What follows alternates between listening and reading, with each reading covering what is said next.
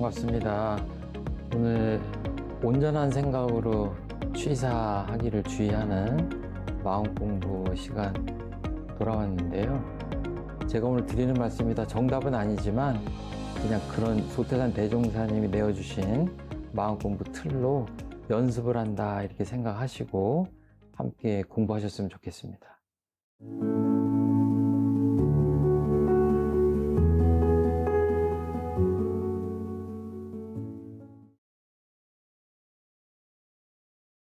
땀 흘려 번 돈이 진짜 내 돈이라 믿으며 오직 직장에서의 성실함과 근로소득만으로 가족을 책임져 왔습니다. 하지만 점심시간마다 주식과 코인으로 큰 돈을 벌었다는 동료들의 무용담을 들을 때면 알 수 없는 소외감이 밀려옵니다. 월급만 모아서는 현상 유지도 힘들다는 세상의 말들에 묵묵히 일만 해온 제가 시대에 뒤처진 낙오자가 된 것 같습니다. 이제라도 투자를 하자니 막막하고 피땀 흘려 모은 자산을 잃어 가족에게 큰 죄를 지을까봐 선뜻 용기가 나지 않습니다. 그렇게 6개월을 갈등한 끝에 세상의 흐름을 믿고 아주 작게나마 첫 투자를 시작해보려고 마음먹었습니다. 앞으로 근로소득만으로 가족의 미래를 지킬 수 있을지 흔들리는 믿음과 불안감 속에서 조심스럽게 첫걸음을 뗍니다. 주식에 대한 이야기를 하시긴 하셨는데 이게 누구나 직장이라면 가질 수 있는 것인데 이제 경제적인 게 주된 것이긴 하지만 조금 더 그 깊은 개념으로 보자면 미래에 대한 불안감 이런 것들이 자리 잡고 있는 것 같아요. 그리고 경제적으로는 정말 근로소득만 가지고 되는 것이냐 하는 이제 그런 불안함으로 지금 설명이 되고 있어요. 그런데 지금 이 감정적인 면을 지금 보자면 불안한 지금 상태에 계신데 그런 생각도 해봤어요. 우리가 살아간다고 하는 거는 늘 불안을 동반합니다. 불안하지 않으려면 변하지 말아야 돼요. 근데 이 세상에 변하지 않는 게 없잖아요. 물론 마음을 이렇게 안정적으로 가지면 그 불안을 잠재울 수 있지만 그것만 갖고 안 되는 것이 천만경계라고 저희들이 표현하는데 주변에 나를 둘러싼 상황들이 한시도 가만히 있지 않거든요. 가족 관계도 변하지, 관계는 그대로 있을지 모르지만 가족들의 심신작용, 말 한마디, 행동 하나하나, 감정 상태, 가족만 있는 게 아니라 직장에 나가도 그러죠. 나를 둘러서 모든 환경들이 변하잖아요. 거기다가 이 경제적인 얘기를 하면 이게 우리 대한민국의 경제 사정만이 아니라 요즘은 그냥 글로벌 하잖아요. 이 세계적인 경제 환경도 늘 이렇게 불안하잖아요. 그러니까 저도 꽤 인생을 오랫동안 산 것 같은데 그 과거로부터 그 뉴스를 이렇게 잠깐 상기해 보면 시청자분들도 공감하시겠지만 어느 때 한번 경제가 문제가 없다는 뉴스를 들어본 적 있으세요? 늘 경제는 불안해요. 어떻게 보면.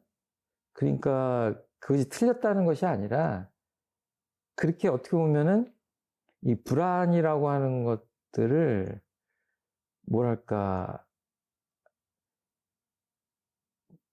피치 못한 그런 어떤 것으로 좀 긍정적으로 좀 받아들일 필요도 있는 게 아닌가 하는 말씀을 드리고 싶어서 지금 이런 얘기를 하는 겁니다. 왜냐하면 약간의 환경의 변화를 닥칠 때마다 불안하다라고 한다면 내 삶 전체가 정말 불안한 삶이 되잖아요.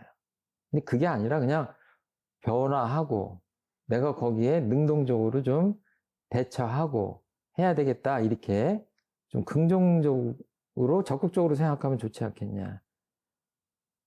그래야 그 원래 이렇게 좀 편안하고 청정한 그 본래 온전한 마음을 회복하는 데 도움이 될 것 같고 그 마음이 챙겨져야 그 다음에 지혜로운 생각으로 나아갈 수 있지 않냐. 그러니까 이제 평정심을 좀 늘 유지해야 될 것 같고, 그러려면 늘 불안한 마음에 쫓긴다거나 그거를 괴롭게 생각한다거나 그러면 지혜로운 생각으로 이어지기가 굉장히 힘들죠. 거기 매몰돼 버리니까. 자, 그래서 좀 그런 불안함을 좀 가라앉히고, 뭐 불안할수록 마음을 편안하게 가지고 좀 지혜롭게 생각하자, 이렇게. 그렇게 멘탈 관리를 좀 하시면서 좀 그 다음 단계로 나아간다면, 생각을 할 때 주식의 문제가 아니라 나는 말년, 또 인생의 후반, 또 이분은 뭐 후반도 아니고 어떻게 보면 중반일 수도 있는데, 그 말년을 어떻게 보낼 것인가, 거기서 나에게 가장 중요한 우선 가치는 무언가, 이런 것부터 생각하실 필요가 있다, 저는 그렇게 생각을 합니다. 남들이 주식을 하기 때문에 거기에 쫓긴다? 이런 식으로 대응하기 시작하면 영원히 그 편안한 마음을 기본으로 해서 지혜로운 생각하기가 어렵다. 그리고 경제 뉴스는 대개 보면 그 변하는 그 첨단 뉴스를 얘기를 하거든요. 그것들을 다 맨 앞장서서 그것을 다 따라가거나 대응할 수 있다고 생각한다는 건, 그건 좀 지혜롭지 않은 것 같아요. 그게 있는 상태에서 내가 어떻게 그 말년을 설계할 것인가 하는 그 계획이 있는 상태에서 경제적인 설계는 어떻게 할 것인가가 있어야 되고, 그 중에 일부분으로서 주식 투자나 이런 것, 재테크는 어떻게 할 것인가가 이렇게 자기 자리를 잡아야 되겠죠. 주식부터 생각하고 딴 거를 생각하는 게 아니라, 그러니까 예를 들어서 어떤 사람들은, 지금 이분도 그래요. 냉정하게 생각하면 근로소득이 없는 분이 아니에요. 그리고 여기 다 나와 있진 않지만 근로소득 갖고 감당하기 힘들다는 표현도 나와 있지 않아요. 주로 무슨 얘기가 나왔냐면 옆에서 성공하고 뭐 다 한다, 주식 투자, 그런 얘기가 나왔거든요. 근데 우리가 보질 않아서 그러지, 착실하게 근로소득 중심으로 저축하고 그냥 그 착실한 재테크를 해가지고 여유롭게 그냥 그런 것에 신경 쓰지 않고, 나는 그 주식에 맨날 신경 쓰느라고 24시간 전전긍긍 하는 것보다는 내가 그냥 차라리 그 시간에 딴 걸로 이렇게 즐기고 여유롭게 살겠다고 하는 그런 사람도 꽤 있거든요. 그러니까 그런 인생의 어떤 설계, 그 안에 꼭 필요한 경제적인 토대가 되니까 경제적인 설계, 그 안에서 재테크 중에 일부분으로서 주식에 대한 입장, 이런 것들이 대소, 이렇게 어떤 게 크냐, 그런 것들을 순서 있게 좀 생각하시면 좋을 것 같아요. 그리고 이제 주식에 대한 판단, 주식 투자를 할 것이냐 말 것이냐는 사실은 제가 뭐 특별히 드릴 말씀은 없어요.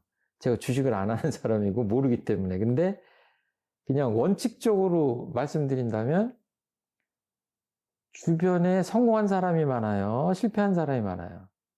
요즘은 성공한 사람이 굉장히 많아졌지만 어떤 경우에 치명적인 실패를 하는 사람도 많거든요.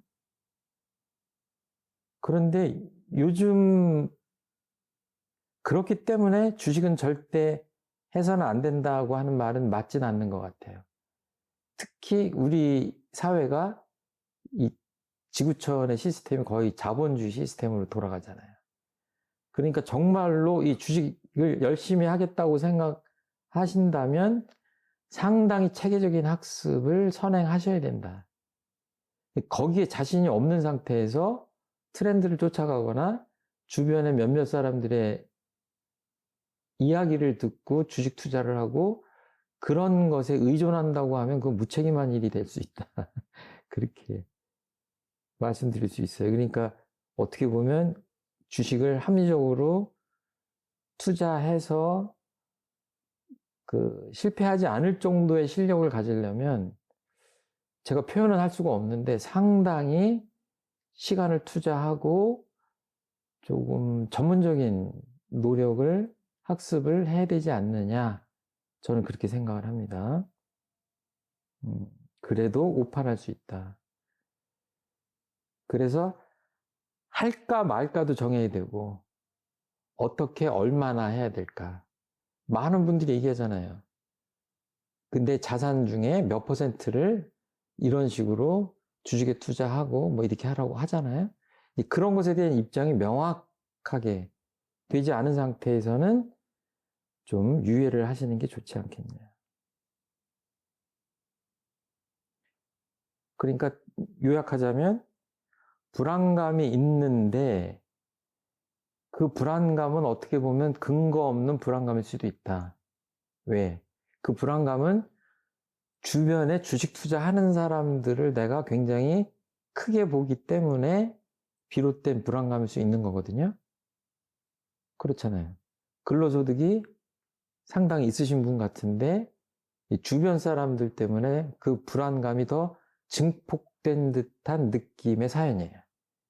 그것들을 좀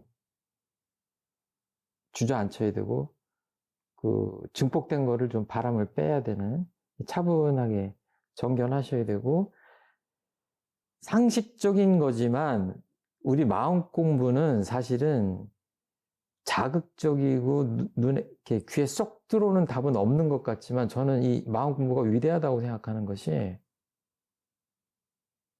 실패하고 정말 큰 후회를 할 만큼 잘못을 저지른 다음에 그분들이 하는 얘기가 뭐냐면 내가 기본적인 거를 소홀히 했다. 상식을 무시했다. 반드시 밟아야 될 절차를 건너뛰었다. 이런 얘기를 하거든요. 그거는 시작하기 전에 해야 되는 거예요. 그러니까 온전한 생각으로 취사하는 공부가 저는 위대하다고 생각하는 것이 듣고 나면 별게 없는 것 같아요. 그런데 되게 많은 분들이 저희들이 이제 감정의 문제에서부터 시작을 하잖아요. 되게 그 감정에 물들고 그 다음에 고정관념. 뭐 다 한대더라. 해도 괜찮다더라. 좀 웃기는 얘기지만 저는 건강정보 같은 것들을 많이 동영상으로 접하긴 하지만 참고도 하지만 어떤 경우엔 참고를 잘 안 하기도 해요. 믿지 않아요. 왜? 어떤 분들은 몇 달, 몇 년 정도 자기 몸에 시험을 하고 그거를 일반화시켜요. 그러니까 쉽게 얘기하면 저보다 한참 젊은 사람들이 이렇게 하니까 건강에 좋읍디다, 뭐 이런 얘기 검증되지 않았잖아요. 사실은 그 건강 정보를 검증하려면 어떻게 해야 되죠? 수많은 의학 전문가들이 써놓은 논문들을 메타 분석한 결과를 차라리 참고하는 게 합리적이고 과학적이죠.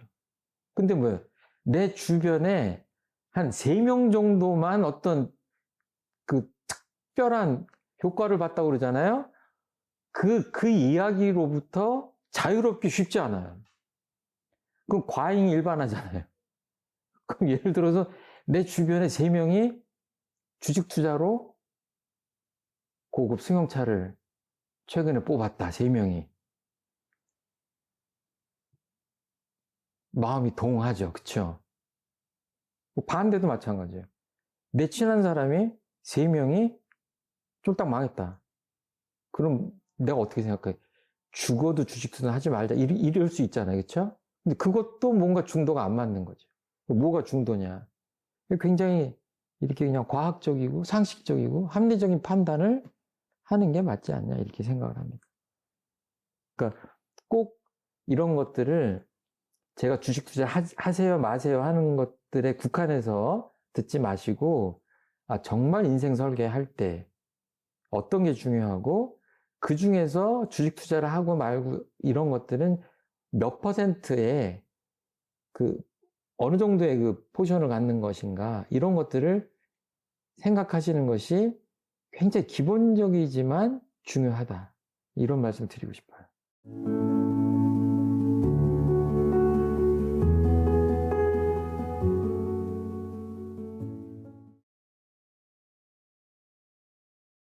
몇 년 전 제 인생의 전부였던 남편이 갑작스러운 사고로 떠난 뒤 제 삶의 시계는 그날에 멈춰버렸습니다. 혼자 남은 제가 걱정된 큰딸의 강권으로 지금은 사위와 손주들이 있는 북적거리는 딸네 집에서 지내고 있습니다.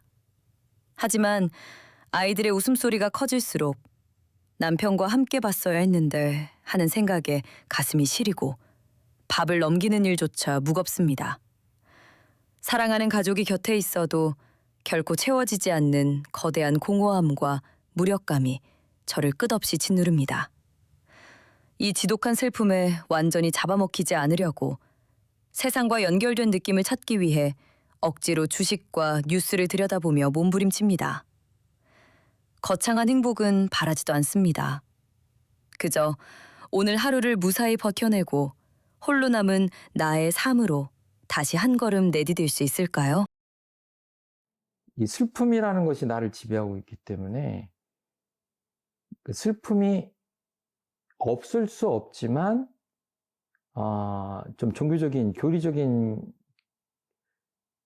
그 설명이긴 하지만 슬픔이 없는 원래의 그 온전한 마음이 우리한테 있습니다. 그리고 그거는 어렵지 않아요. 생각해 보면. 예. 지금 외부적 환경이 슬플 수밖에 없기 때문에 슬픔에 젖어 있는 것인데 가만히 생각해 보면 그 없는 자리가 있죠. 근데 슬퍼하지 말라고 하시라는 얘기가 아니라 어떤 판단을 할 때 그 슬픔에 젖어서 하지 마시라고 하는 얘기예요. 슬퍼할 자리는 슬퍼해야 돼요. 그러니까 지금도 슬픔에 어느 정도 물들어 계신 것이 자연스러운 것 아닌가 저는 그렇게 생각을 합니다. 억지로 되는 게 아니니까. 그렇지만 이 말년을 지혜롭게 설계하는 데는 그 감정에 물든 상태로 한다면 뭐예요? 앞으로의 설계도가 어때요? 이 슬픔이라는 색깔로 칠해질 거 아니에요. 그거는 잘못된 거다. 그걸 극복하려면 내 마음의 상태부터 그 슬픔의 색깔을 옅게 하고 걷어낸 상태에서 투명하게 그렇게 내 인생 후반부 말년을 계획해야 될 거 아니에요. 이제 그래서 드리는 말씀이에요. 그래서 온전한 마음을 회복하고 그 상태로 생각해보자 이렇게 말씀을 드리는 거고 연세가 많아도 이 배우자의 상실은 굉장한 스트레스인데 이제 슬픔과 뭐 공허함 이 두 가지가 지금 굉장히 영향력을 크게 지금 발휘하고 있는데 이것이 왜 왔냐라고 보면 외부적인 요인이 명확히 있어요. 남편분의 열반 사망이에요. 그런데 이제 생각을 할 때는 조금 아주 좀 명징하게 있는 그대로 정견을 하고 이제 이런 것들이 우리가 이 공부의 어떤 그 과정이잖아요. 그러면 이제 감정이나 뭐 이런 것들, 연민 이런 것들을 빼고 아주 투명하게 이렇게 정견하려고 하는 건데 지혜롭게 생각하는 건데 이게 원불교의 가르침 그 중에서 소태산 대종사님이 이런 말씀을 하셨는데 한번 그대로 한번 제가 읽어보겠습니다. 생은 사의 근본이요 사는 생의 근본이라는 이치를 알기 때문이니라. 그러므로 이 문제를 해결하는 데는 조만이 따로 없지만은 나이가 40이 넘으면 죽어가는 보따리를 챙기기 시작하여야 죽어갈 때 바쁜 걸음을 치지 아니하리라 하는 말씀이에요. 그러니까 뭐예요? 나이가 40이 되면 자신의 죽음에 대해서 아주 중요한 주제로 늘 연마하고 마음의 준비를 하고 있어야 된다는 얘기예요. 이건 뭐냐면 그냥 관념적으로 준비를 하라고 하는 게 아니라 이렇게 했을 때 그 이후의 삶의 내용이나 그 방향로나 이런 것들이 달라질 수밖에 없죠. 늘 천년만년 산다고 생각하고 사는 것과 죽음은 그야말로 다른 법문에도 있지만 숨을 들이쉬었다 내쉬었다 눈을 감았다 떴다 이런 것과 똑같다고 얘기하셨잖아요. 그렇게 삶과 죽음이 그냥 하나라고 하는 인식을 할 때에 그 삶의 질은 달라질 수밖에 없다. 그런 것들을 생략하셨지만 그렇기 때문에 이런 법문을 하신 게 아닌가 생각하거든요. 그러니까 이게 생사에 대한 인식이 생은 좀 좋은 것이고 사는 어떻게든지 좀 피해야 되고 뭐 이렇게 생각하는 경우들이 많잖아요. 근데 원불교에서 그렇게 생각하지 않잖아요. 잘 살고 잘 죽는 것이 또 잘 태어나는 것하고 연결되어 있다고 보잖아요. 계속 이렇게 윤회하니까. 그래서 마치 이렇게 봄, 여름, 가을, 겨울로 사시순환하듯이 생로병사가 이어서 간다 이렇게 보는 거거든요. 자연스러운 거예요. 그쪽 개인적으로도 보면 길 가다가 이렇게 정말 이쁜 애기들을 보면 야 정말 어떻게 보면 우리들은 이제 죽으면 다시 태어난다고 물론 못된 짓을 하면 뭐 다르게도 태어난다고 생각하지만 그 사람 몸을 받아서 이렇게 태어난다고 생각한다면 새로운 삶을 계속 우리한테 그 기회를 그 은혜를 주는 게 아닌가 이런 생각이 들거든요. 그렇게 생각하면 물론 저도 죽고 싶지는 않아요. 근데 그 죽음을 바라보는 대하는 태도가 달라질 수밖에 없잖아요. 추나 추동이구나. 끝나는 게 아니라 다시 태어나고 또 다른 삶의 기회를 진리가 우리에게 부여해주고 이렇게 생각하면 이것도 참 큰 은혜구나. 이렇게 보면은 이게 생사를 바라보는 죽음을 바라보는 관점, 태도 이런 것들이 달라질 수밖에 없죠. 불안에 떨지 않게 되죠. 이런 생사관을 갖고 있으면 큰 틀에서 안심할 수 있는 거예요. 안심할 수 있어요. 거부하는 게 아니라. 예. 그러니까 우리가 인연을 중요시 하는데 불교나 원불교나 큰 이 부처님 손바닥 안에 이 진리 안에 있다고 생각하고 이 우주 만물이 다 그냥 하나의 포테 안에 있다고 생각하잖아요. 그러니까 멀리 있고 가까이 있고 차일 뿐이지 우리가 뭐예요? 다시 태어나고 하면서 뭐예요? 계속 어떤 인연으로 만나는 거예요. 서로 모습은 다를지라도 계속 윤회하면서 다시 만날 수 있다고 생각하니까 어때요? 영원한 이별이라고 생각하는 것과 앞으로 오랜 세월 만나고 또 헤어지고 만나고 또 헤어진다 이런 뭐예요? 만날 때 잘 만나야 되겠구나. 헤어질 때 잘 헤어져야 되겠구나.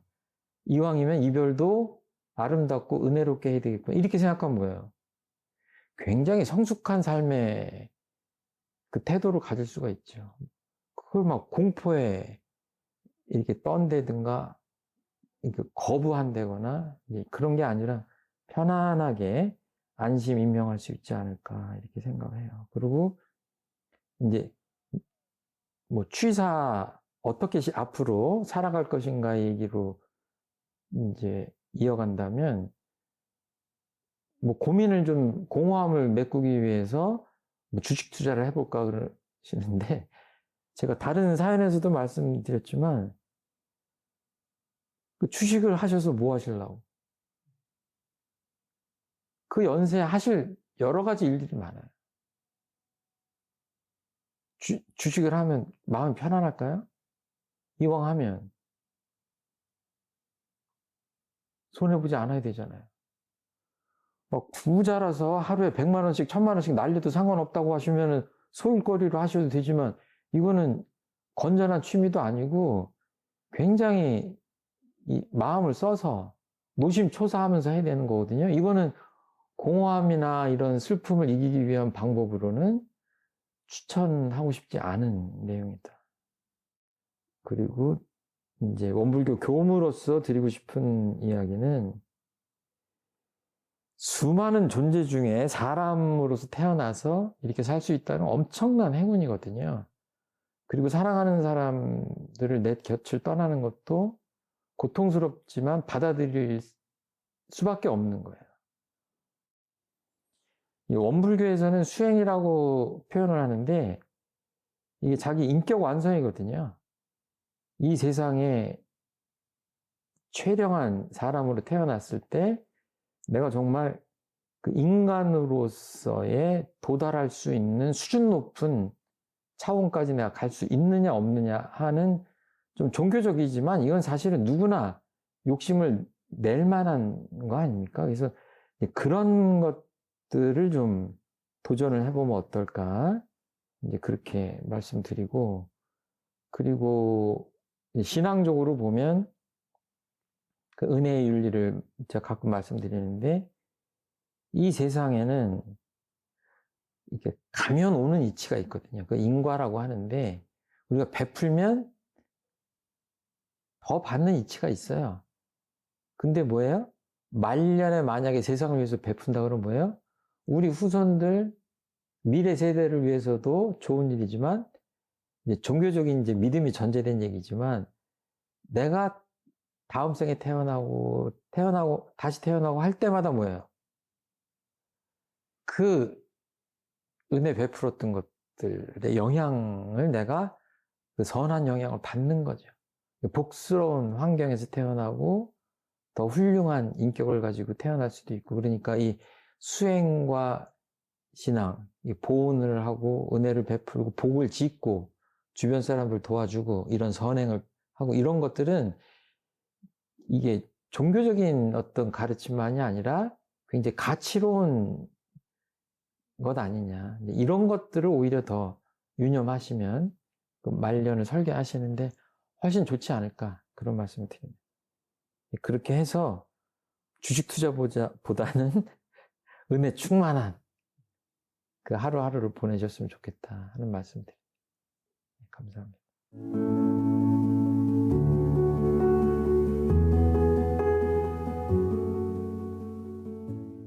온생치 마음 공부 함께 했는데요. 우리가 대하는 모든 것들을 통칭해서 경계라고 할 수 있거든요. 우리를 둘러싼 모든 환경, 나에게 어떤 일이 닥칠 때마다 다 경계인데, 그때마다 마음속으로 잠깐 멈춰서 이제 온전함을 챙기고 또 생각을 깊이 하고 지혜롭게 하고 감정에 끌려가는 게 아니라 선입관념에 물들지 않고, 그렇게 해서 이 정도 하면 내가 괜찮겠다 하는 판단이 확실히 섰을 때 실행하는, 그 취사로 옮기는 그런 연습들을 이 시간만이 아니라 그냥 24시간 늘 한다, 이렇게 마음을 챙겨주시고 또 다음 공부 시간에 뵀으면 좋겠습니다. 감사합니다.